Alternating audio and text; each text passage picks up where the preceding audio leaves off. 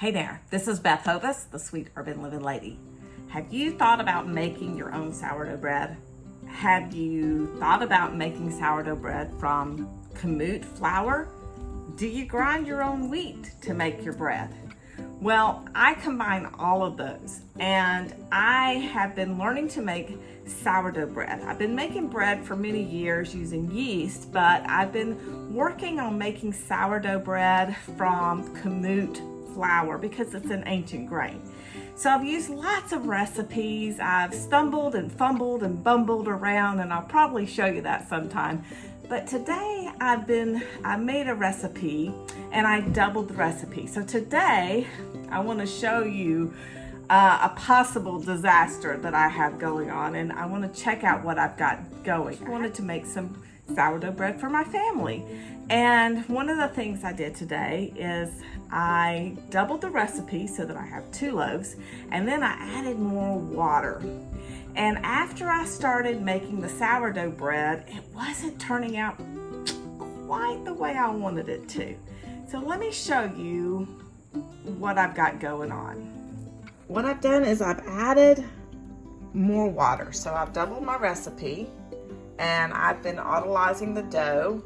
And this is the last time to autolyze. So for 2 hours, every 20 minutes, I have come in and done a stretch and fold. Well, let me show you what that looks like.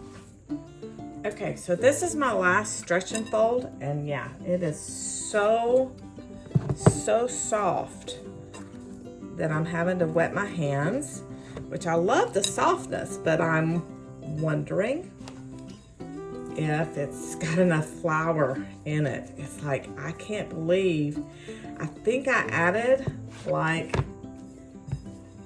too much water. But look how it's very soft, it's stretching so nicely. And so I'm just sharing this because it might be the key to making the bread rise, or I might have gone completely the wrong way. Okay, so I just wanted to show you that. I'm going to cover it up. We're now in for our bulk rise, and I'm going to set my timer for 3 hours and check it then. Okay, it's been about 2 hours into the bulk ferment, but I peeked in and I just wanted to look. Something I've really never had before. Can you see that right there? See that bubble? That's a really nice sized bubble. So I'm pretty pleased with that. So like I said, I have 2 loaves going, and this is a bigger bowl, and you can see how it's spreading out a little bit far. It's not as warm today. It's fall here in Georgia. So while it's a beautiful day outside, the temperature is such that we've got our doors open. But I just wanted to share. I wanted to peek and see what's going on. I'm really pleased about that bubble. We'll see what happens. We're going to come back in about an hour, see what happens, and go from there. Okay, the official 3-hour timer has gone off, and so I'm checking my bread. And it's a little sticky. It's bouncing back. There's that pretty bubble still there.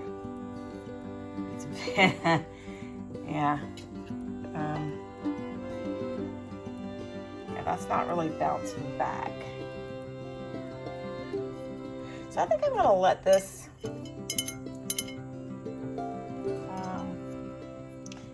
yeah, I think I'm gonna let this sit for another 30 minutes. We'll check back again.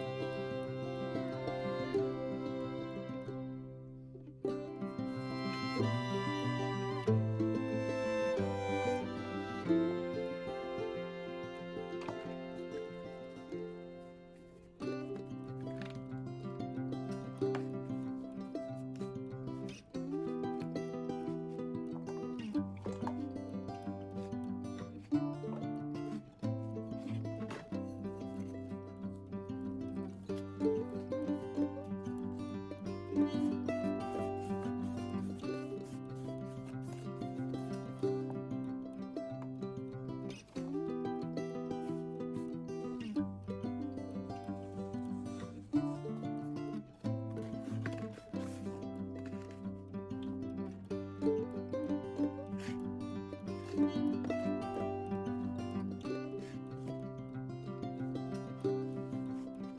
right, so now we're gonna put them in the fridge. Okay, so now what I'm gonna do is I'm gonna take these, I'm gonna put them in some plastic, I'm gonna put them in the refrigerator. I'm going to preheat my oven to 425 and put my Dutch oven in and set my timer for another 30 minutes. Okay, so my first loaf is out, and because I used more water, it spread out further. It feels soft. It didn't get golden and crusty like it normally does. It looks pretty good. We're gonna taste it now.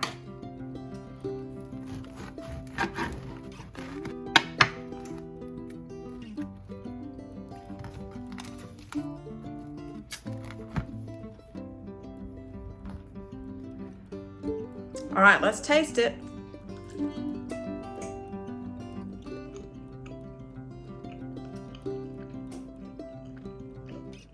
The taste is great, but I didn't get the rise I wanted. So I'm gonna make some more in the next day or two, and I won't add more water. It's nice and soft. It really is soft, but I think that if I'm gonna use a little bit more water, I'm gonna have to put it in a loaf pan to give it the structure that it needs.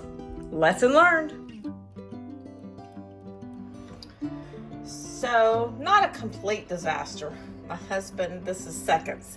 He took the sourdough that is very flat, didn't rise very well, and he put some butter on it, put it in the oven, put some honey on it. He said it was absolutely delicious. It was one of the best things he had. Now he's adding a little bit of cinnamon. So maybe it's not gonna make a sandwich loaf, but it makes a really nice dessert for after dinner.